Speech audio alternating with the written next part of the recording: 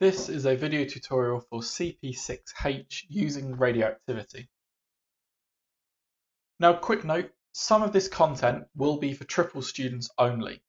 Now, slides that are designed only for triple students are presented in this background colour, so that you can easily identify what's for combined and what's for triple. Now, all of the combined stuff is also in the triple, it's just any slides in this colour are for triple students only. So what do you need to know for this part of this topic?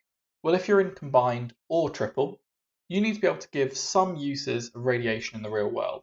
And I'm going to go through some of what these uses are today.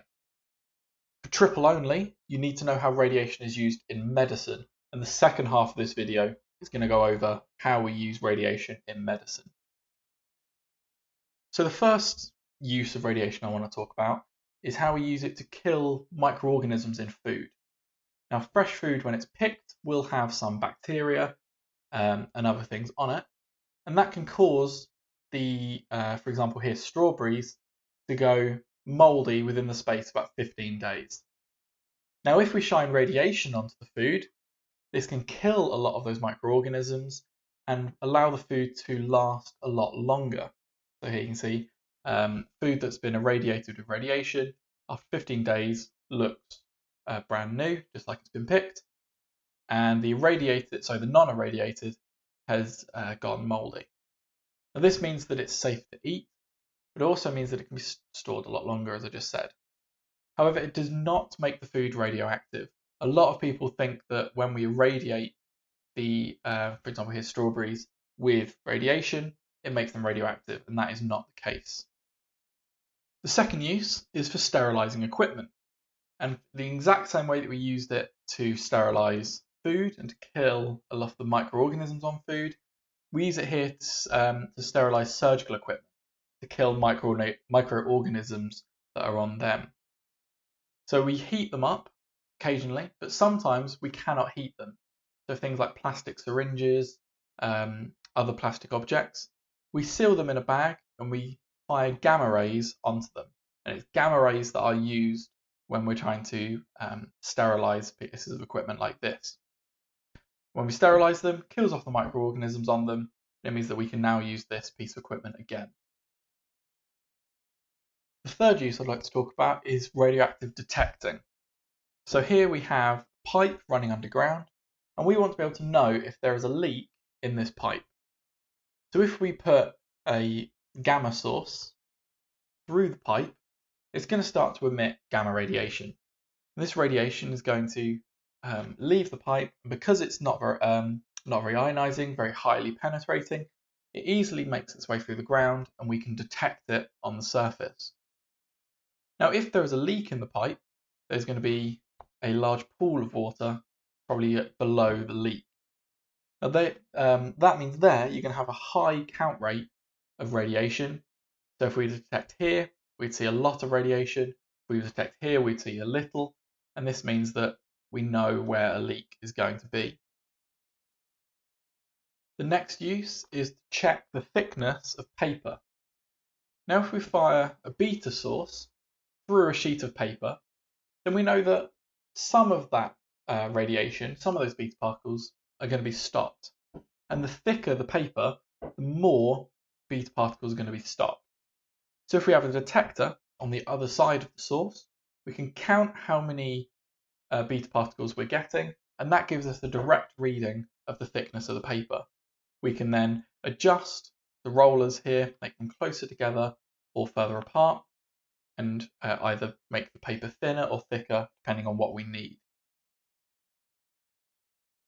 Now, something that we all have in our homes is a smoke alarm, and smoke alarms have a weak alpha source inside them, usually americium-241.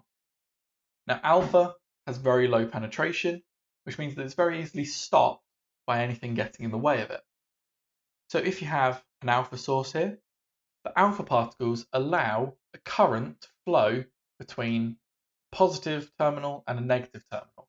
And if that electricity is flowing, then the detector, the smoke alarm, knows that everything's fine. If smoke gets into the detector, however, then the alpha particles are stopped by the smoke, there's no longer a current going between the positive and negative, this can be detected and an alarm will sound. So the smoke stops the alpha particles and we're able to detect that. Now, radiation can also be used to help to diagnose cancer. Now, how this works is we put what's known as a tracer into the body. Now, this tracer will give off gamma rays, as gamma rays are the type of radiation that can easily escape from the body. Alpha particles and beta particles are more likely to be stopped by the body and cause damage inside or internally rather than escaping the body. Now, the tracer is given time to move around the body to places where the body is using the most amount of energy.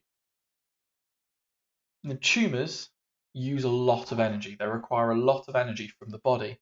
So a lot of the tracer ends up exactly where the tumour is. We can then detect where the gamma radiation is coming from, and this tells us exactly where the tumour is. And we can make a picture in the body of the parts that are having the most amount of radiation come off, the parts that are having the least amount of radiation come off. And from this picture, we can pinpoint things like tumours. Now, just going into a little bit more detail here for triple students, different tracers are absorbed by different parts of the body. So we have to use different tracers to diagnose different areas of the body and different problems in different areas. So, for example, if we're dealing with things in the brain, we might use technetium. The throat or the thyroid is where we would have iodine. The lungs, we might use nitrogen and oxygen.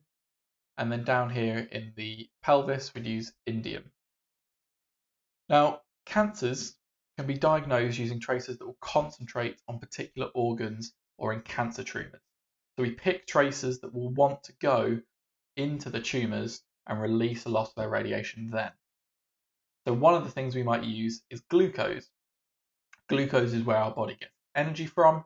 So if these tumours that require a lot of energy are in the body, they'll take up a lot of the glucose and then release that radiation. Now, it's important that these radioactive sources that we use have a very, very short half-life. And this is to make sure that they're not in the body for longer than they need to be. The longer the source is in the body, the more chance there is of it causing more complications. Now, the next type of detection that we need to know about is positron emission tomography, or a PET scan. Now, rather than the tracer emitting gamma radiation, this time it emits a positron. Now, when a positron and an electron collide, they release two gamma rays in opposite directions, in perfectly opposite directions, 180 degrees from each other. We can then detect these two gamma rays using a camera, and that allows us to exactly pinpoint where in the brain there might be a thing like a tumour or another issue. And the PET scanner moves around the patient, building up a set of images built up from that gamma radiation that we see. Now, these radioactive tracers are produced in what's called cyclotrons, and they have to be used within minutes of being produced. As I said before, they have to have a very short half-life to minimize the risk of radioactivity to the patient.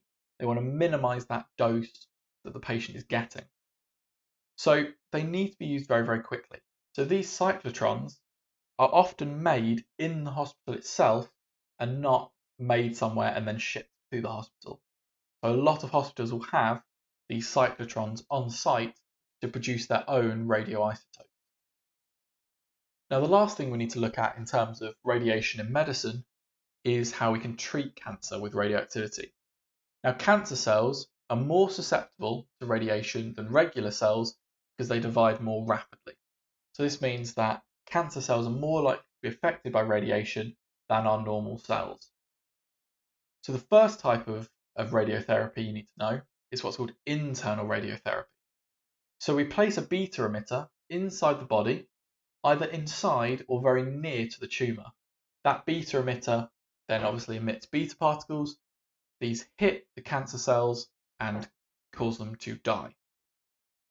Now, the more common way of doing this is external radiotherapy. So internal means inside, external is outside. And here we use beams of gamma rays or X-rays, or occasionally protons, directed at the tumour from the outside. So we shine low strength beams in different directions to mean that one part of the body doesn't get more radiation than another, but the point where all of these rays meet is where we get the cancer cell, and that cancer cell is then killed. So the surrounding tissue only gets a low dose, but the cancer cell itself gets a very, very high dose. Now here's a quick question for you to try just before we finish. Describe how you could use radioactivity to monitor the thickness of aluminium foil as it is being made. Pause the video and have a go at this question, and then I'll bring up an answer.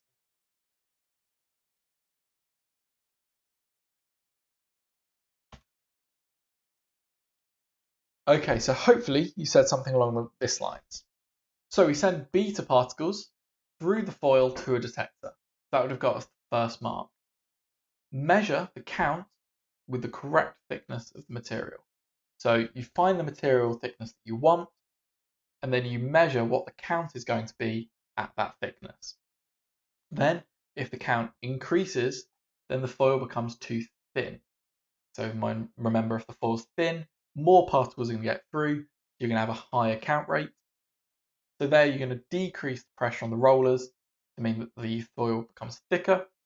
If the count becomes too low, then the material is too thick, blocking too many of those beta particles. So we want to increase the pressure on the rollers to make sure that the foil then becomes thinner. Okay, so that was a tutorial on SP6h, uses of radioactivity, and uses of radioactivity in medicine. Hope you found that useful. Bye.